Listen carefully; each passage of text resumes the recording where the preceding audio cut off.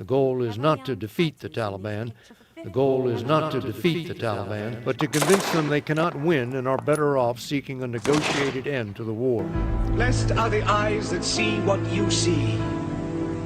For I tell you, many kings and prophets have desired to see what you see and have not seen it. To hear what you hear and have not heard it.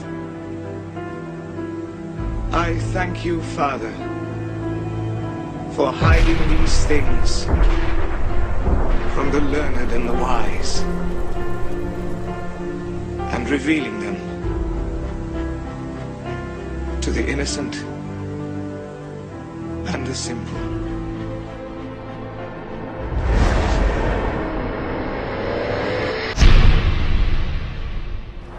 Facing a stalemate in which the Afghan army is suffering what the Pentagon calls shockingly high casualties, the Trump administration is preparing to send some 3,000 U.S. troops back to Afghanistan. The exact number would depend on how many troops NATO allies contribute.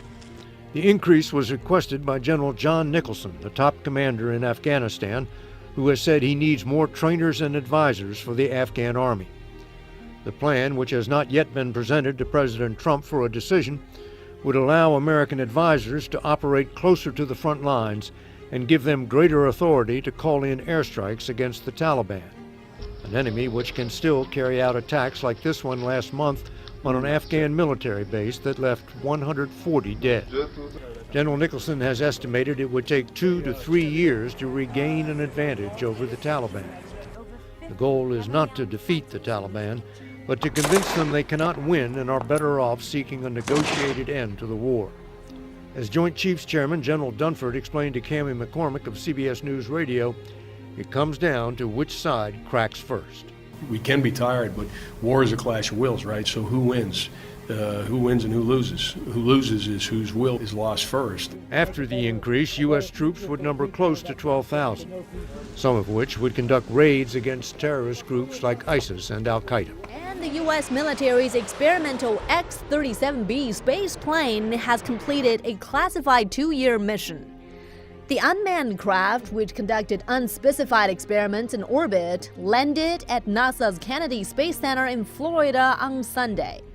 The Air Force intends to launch another X-37B mission later this year. Nearly 5,000 workers took cover Tuesday morning after a 20 by 20-foot area of soil collapsed over a tunnel used to store contaminated radioactive materials at Hanford. James Lopez's girlfriend works at the site. It's pretty scary.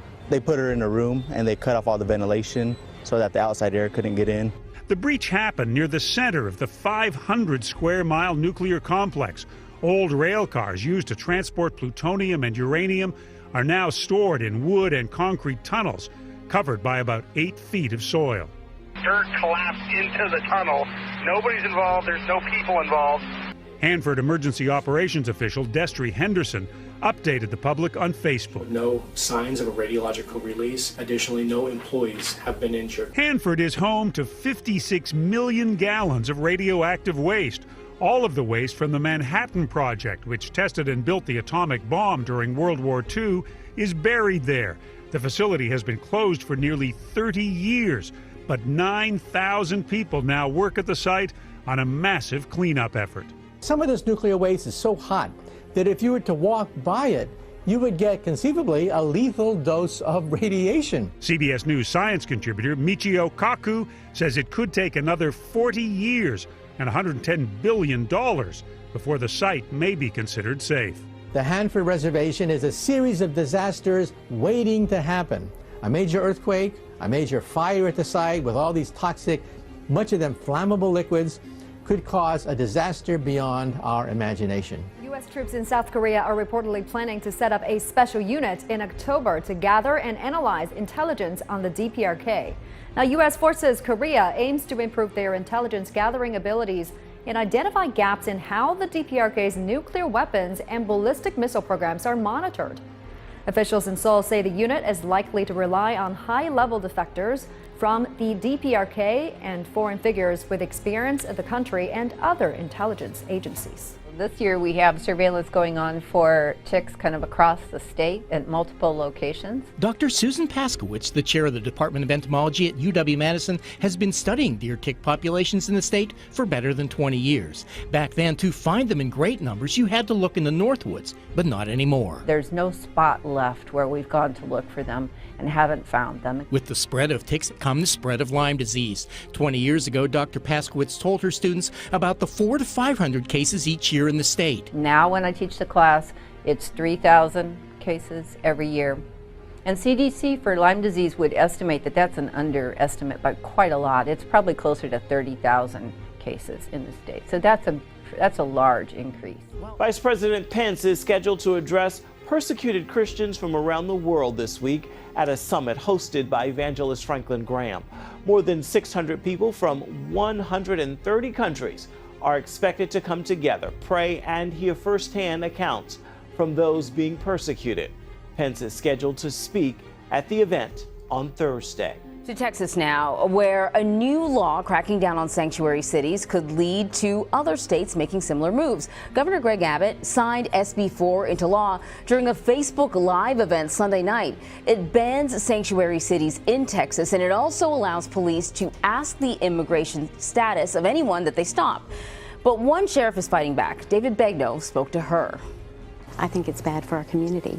In Austin, Texas, Travis County Sheriff Sally Hernandez says SB 4 hurts her deputies' ability to fight crime.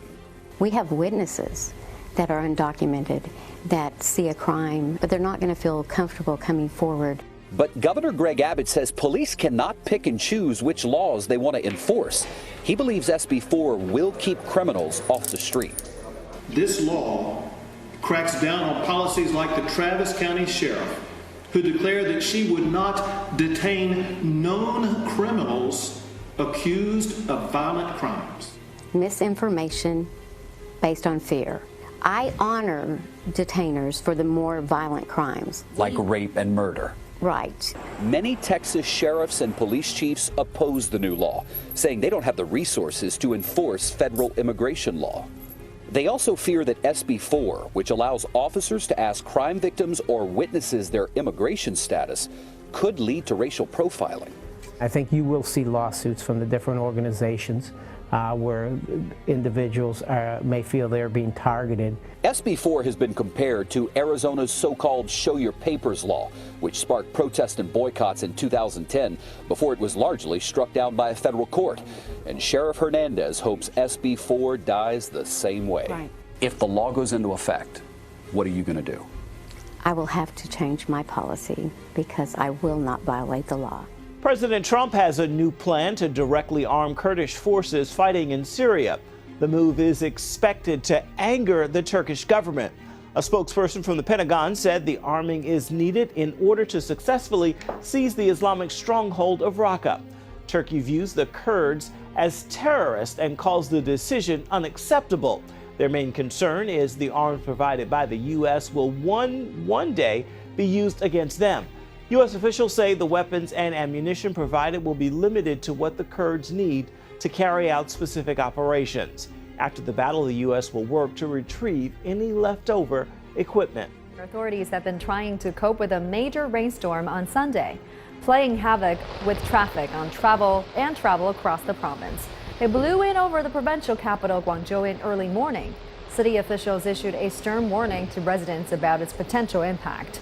And in just a 7-hour period, precipitation in some areas exceeded 400 millimeters. Infrastructure and buildings have been damaged, while there have also been some landslides. No injuries have been reported yet, but the forecast is for more rain across the region.